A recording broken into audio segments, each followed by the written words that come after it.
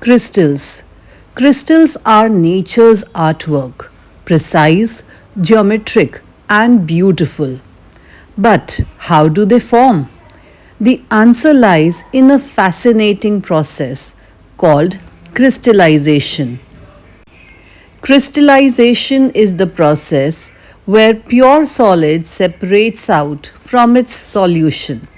When a solution becomes saturated, the dissolved particles begin to arrange themselves into an orderly structure, a crystal.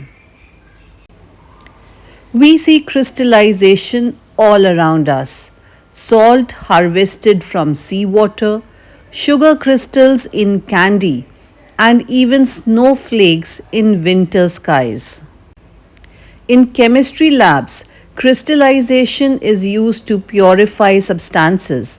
For example, improper copper sulfate is dissolved in water, filtered, and then cooled.